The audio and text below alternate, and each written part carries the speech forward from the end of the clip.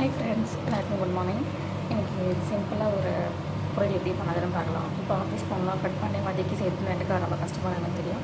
இந்த 2 இன்க்ரீடியன்ஸ் மட்டும் வந்துட்டு எப்படி பண்ணுறதுன்னு பார்க்கலாம். வெண்டைக்காவை இப்படி கொஞ்சம் நீட்டாக கட் பண்ணிக்கோங்க. வெங்காயத்தை நல்லா ஸ்லைஸாக தின்னாக கட் பண்ணிக்கோங்க. கடாயில் கொஞ்சம் ஆயில் சேர்த்துக்கலாம். ஆயில் நல்லா சுட வச்சு கொஞ்சம் கடுகு போட்டுக்கலாம்.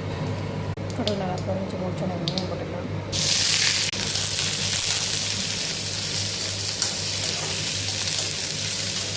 வெங்காயத்தை நல்லா வதக்குங்க. ஒரு 2 நிமிஷம் வதக்குங்க. வெங்காயம் நல்லா வதக்கிட்டு வெண்டைக்காய் சேர்த்துக்கலாம். வெண்டைக்காய் சேர்த்து நல்லா மிக்ஸ் பண்ணுங்க. மிக்ஸ் பண்ணி மூடி போட்டுருங்க. ஒரு 2 நிமிஷம் ஆகட்டும். கொஞ்சம் 10 நிமிஷம்னு பார்க்கலாம். இன்னும் வெண்டைக்காய் வதக்கல. இன்னும் ஒரு 2 நிமிஷம் மூடி வைப்போம். லைட்டாக உப்பு போட்டுக்கலாம். இன்னும் உப்பு சீக்கிரம் வெந்துடும். உப்பு போட்டு நல்லா மிக்ஸ் பண்ணுங்கள்.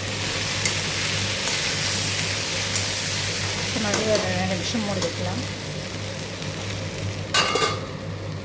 வெண்டைக்காய் நல்லா வலிச்சு பாருங்கள். அழுத்து பச்சடி தெரியும். இப்போ கொஞ்சம் தனியாத்தூளும் மிளகாத்தூளும் சேர்த்துக்கலாம். ஒரு டீஸ்பூன் மிளகாத்தூள், தனியாத்தூள் ஒரு 1/4 டீஸ்பூன் மிளகாத்தூள். இப்போ கொஞ்சம் மிக்ஸ் பண்ணி ஒரு 2 நிமிஷம் வதக்கலாம். அவ்வளோதான், நம்மளுடைய வெண்டைக்காய் வறுவல் ரெடி ஆகிடுச்சு. இப்படி ஒரு 5 நிமிஷம் ரெடி பண்ணிடலாம். ரொம்ப ஹெல்தியானது கூட. நீங்கள் ட்ரை பண்ணி பாருங்கள். அவ்வளோதான், முடிஞ்சது. இது ரைஸு, சப்பாத்தி, தோசை இதுக்குள்ளே சாப்பிட்றது நல்லாயிருக்கும். Have a nice day. Thank you.